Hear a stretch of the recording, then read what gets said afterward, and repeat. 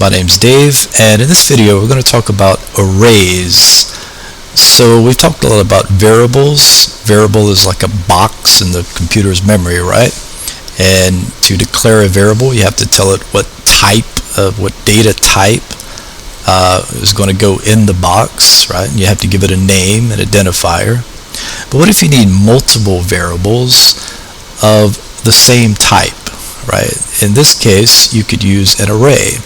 An array is basically like a group of variables or a box of boxes. You can imagine a big box with a bunch of smaller boxes inside, right? So when you declare an array, just like with a variable, you declare the type, the data type, and you give it a name, an identifier, right? Okay, so I have a form app, and I've named mine arrays. If you're following along, you can name yours whatever you like. And I have a form I've got 5 labels. I just dragged from the toolbox, I just dragged 5 labels onto the form and 1 button. So I have 5 labels and 1 button. And I've double clicked on this button to set up this click event, right? So whenever the user clicks on that button, it's going to execute this code, right? And you can also hit F7 to go to the code. So if you're in the form design, just hit F7 and it'll take you to the code, or you can right click and then click on view code. Okay, so I'm in between the curly brackets of this method, button 1 underscore click, this click method or click event handler. And I'm going to go ahead and create an array, right? This is going to be an array that holds strings. An array that holds strings. Let's say it's an array of names. Say we need an array of names. And okay, so we got some new syntax here. Note the square brackets. This is a string, just like with a regular variable. You have to declare the type, right? Like the box that said food only.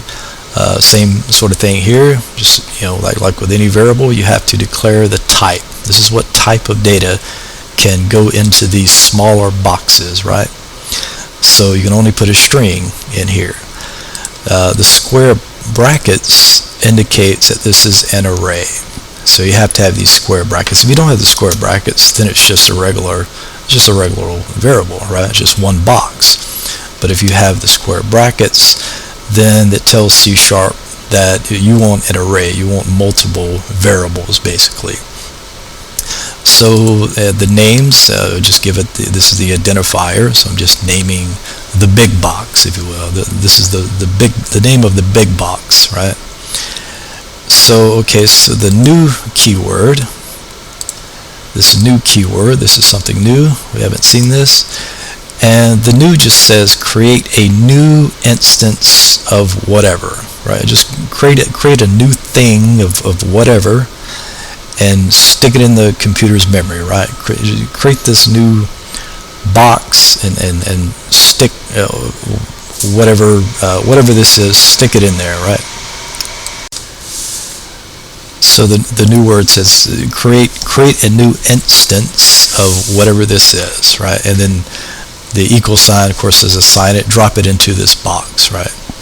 Yeah, this is our big box, right? That's our big box. It says create this big box in the computer's memory, and the new keyword says create an instance of this array, and we're dropping it in this big box, right? Here we have to tell it how many items or items that we want to go into this array. Remember, this isn't just one box. This is a group of boxes. Right? And we can have as many boxes as we like. So, but we have to, with arrays, we have to tell it how many items or elements will go into the array. In this case, it's 5. So I'm saying I want 5 items to go in this. I want 5 smaller boxes. Create this big box called names, and I want 5 smaller boxes to go into that one big box, right? Okay, so now that I have this box of smaller boxes, how do I put data into those smaller boxes, right? And I can only put a string in there. I've declared it as a string. So let's walk through putting data into those smaller boxes. Alright, so I'm going to use the name of the big box, right? Names, that's the name, that's the array, the name of the array. And we're going to use index numbers, right?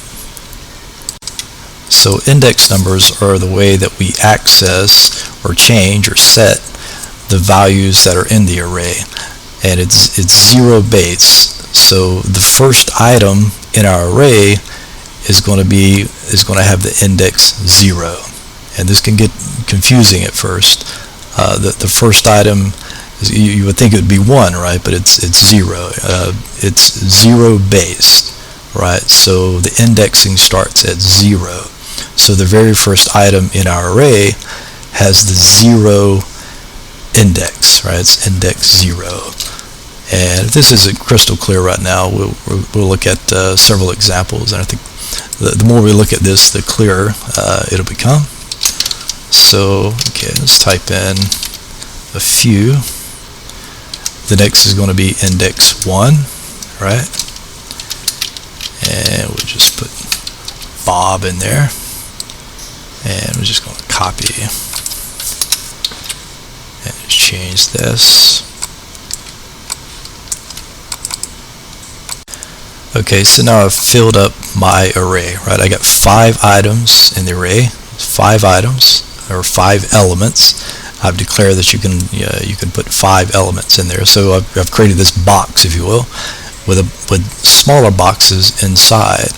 And there's 5, in this case there's 5, so I'm saying create this big box and put 5 smaller boxes inside. At this point those boxes are just empty, right? But so I've got to put something in them, and one way to do that is to use the index. So we got to use these square brackets, right? Note these square brackets.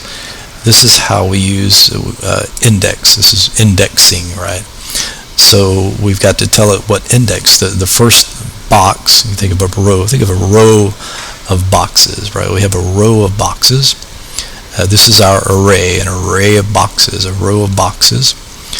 And the first box has an index number of 0. And the second one has an index number of 1. This is how C# is keeping up with those smaller boxes, right?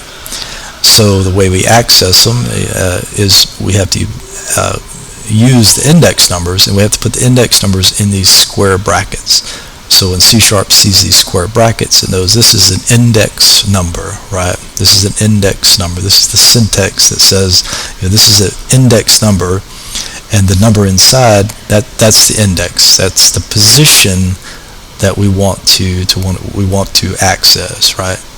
So the first element has this index number 0, not 1, 0.